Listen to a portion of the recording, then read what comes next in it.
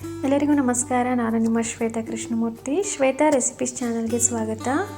ನೀವೇನಾದರೂ ಪ್ಲೇನ್ ಕುಷ್ಕ ಮಾಡಬೇಕು ಅಂತ ಅಂದ್ಕೊಂಡಿದ್ರೆ ಈ ವಿಧಾನದಲ್ಲಿ ಒಮ್ಮೆ ಟ್ರೈ ಮಾಡಿ ನೋಡಿ. ಒಂದು ಸಲ ಮಾಡಿದ್ರೆ ಇನ್ನೊಂದು ಸಲ ಖಂಡಿತ ಮಾಡ್ತೀರಾ, ಅಷ್ಟು ಚೆನ್ನಾಗಿರುತ್ತೆ.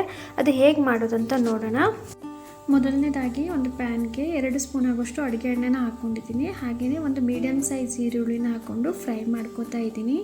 ಈರುಳ್ಳಿನ ಮೀಡಿಯಮ್ ಆಗಿ ಫ್ರೈ ಮಾಡ್ಕೊಂಡ ನಂತರ 1 ಇಂಚು ಶುಂಠಿ, 1 ಗಡ್ಡೆ ಬೆಳ್ಳುಳ್ಳಿ ಮತ್ತು 2 ಒಣಮೆಣಸಿನ್ಕಾಯಿನ ಹಾಕ್ಕೊಂಡು ಫ್ರೈ ಮಾಡ್ಕೋಬೇಕು.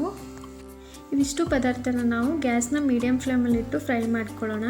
ಈರುಳ್ಳಿ ಸ್ವಲ್ಪ ಲೈಟಾಗಿ ಕಲರ್ ಚೇಂಜ್ ಆದ ನಂತರ ನಾನು 1 ಮೀಡಿಯಮ್ ಸೈಜ್ ಟೊಮೆಟೊನ ಸೇರಿಸ್ಕೊಂಡು ಫ್ರೈ ಮಾಡ್ಕೋತಾ ಇದ್ದೀನಿ.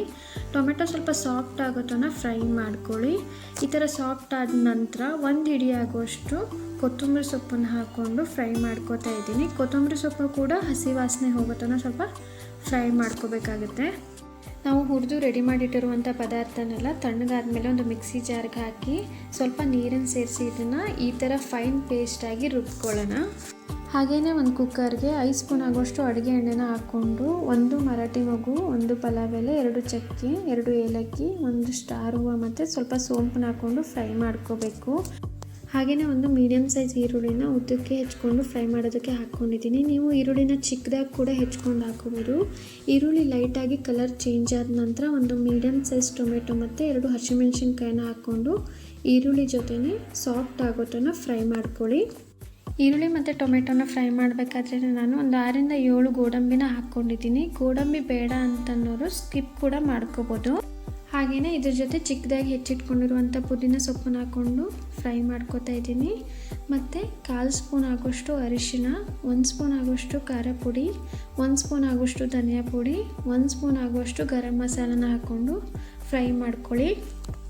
ಇವಿಷ್ಟನ್ನು ಚೆನ್ನಾಗಿ ಫ್ರೈ ಮಾಡಿ ರೆಡಿ ಮಾಡ್ಕೊಂಡ ನಂತರ ನಾವು ಮುಂಚೆನೇ ರುಬ್ಬಿಟ್ಟಿರುವಂಥ ಪೇಸ್ಟ್ನ ಹಾಕ್ಕೊಂಡು ಮಿಕ್ಸ್ ಮಾಡ್ಕೋಬೇಕು. ಇದನ್ನು ಮಿಕ್ಸ್ ಮಾಡ್ಕೋಬೇಕಾದ್ರೆ ಗ್ಯಾಸ್ನ ಲೋ ಫ್ಲೇಮಲ್ಲಿಟ್ಟು ಮಿಕ್ಸ್ ಮಾಡ್ಕೊಳ್ಳಿ. ನಂತರ ರುಚಿಗೆ ತಕ್ಕಷ್ಟು ಉಪ್ಪನ್ನು ಹಾಕಿ ಇದನ್ನು ಎಣ್ಣೆ ಬಿಡೋತನ ಫ್ರೈ ಮಾಡಿಕೊಂಡು ನಂತರ ರೈಸ್ನ ಹಾಕ್ಕೋಬೇಕು. ನಾನು 1 ಗ್ಲಾಸ್ ನಾರ್ಮಲ್ ಸ್ಟೀಮ್ ರೈಸ್ನ ಯೂಸ್ ಮಾಡಿದ್ದೀನಿ ಕುಷ್ಕ ಮಾಡೋದಕ್ಕೆ. ನಿಮಗೆಲ್ಲರಿಗೂ ಯಾವ ಥರ ರೈಸ್ ಇಷ್ಟ ಆಗುತ್ತೋ ಆ ಥರ ರೈಸ್ನ ನೀವು ಯೂಸ್ ಮಾಡ್ಬೋದು. ಹಾಗೆಯೇ 1 ಗ್ಲಾಸ್ ರೈಸ್ಗೆ 2 ಗ್ಲಾಸ್ ನೀರನ್ನು ಸೇರಿಸಿ 1 ಚಮಚ ತುಪ್ಪನ ಹಾಕ್ಕೊಂಡು ಚೆನ್ನಾಗಿ ಮಿಕ್ಸ್ ಮಾಡ್ಕೋತಾ ಇದ್ದೀನಿ. ಯಾವುದೇ ಥರದ ರೈಸ್ನ ನಾವು ಮಾಡಬೇಕಾದ್ರೆ ನೀರನ್ನು ಸೇರಿಸ್ಕೊಂಡ ನಂತರ ಉಪ್ಪನ್ನ ನೋಡಿಬಿಟ್ಟು ನಂತರ ಕುಕ್ಕರ್ನ ಕ್ಲೋಸ್ ಮಾಡಿ. ನನಗೆ ಸ್ವಲ್ಪ ಉಪ್ಪು ಕಡಿಮೆ ಅಂತ ಅನ್ನಿಸ್ತು, ಅದಕ್ಕೋಸ್ಕರ ಸ್ವಲ್ಪ ಉಪ್ಪನ್ನು ಹಾಕಿ ಕುಕ್ಕರ್ ಕ್ಯಾಪ್ನ ಕ್ಲೋಸ್ ಮಾಡಿ 2 ವಿಸಿಲ್ನ ಕೂಗಿಸ್ಕೊತಾ ಇದ್ದೀನಿ. 2 ವಿಸಿಲ್ ಆದ ನಂತರ ಕುಕ್ಕರ್ ತಣ್ಣಗಾದ್ಮೇಲೆ ಕ್ಯಾಪ್ ಓಪನ್ ಮಾಡಿ ನಿಮಗೆ ತೋರಿಸ್ತಾ ಇದ್ದೀನಿ ಎಷ್ಟು ಚೆನ್ನಾಗಿ ಕುಷ್ಕ ರೈಸ್ ರೆಡಿಯಾಗಿದೆ ಅಂತ. ನೀವೇನಾದರೂ ಕುಷ್ಕ ರೆಡಿ ಮಾಡಬೇಕು ಅಂತ ಅಂದ್ಕೊಂಡಿದ್ರೆ ಖಂಡಿತ ಈ ವಿಧಾನ ಟ್ರೈ ಮಾಡಿ ನೋಡಿ, ತುಂಬಾ ಚೆನ್ನಾಗಿರುತ್ತೆ.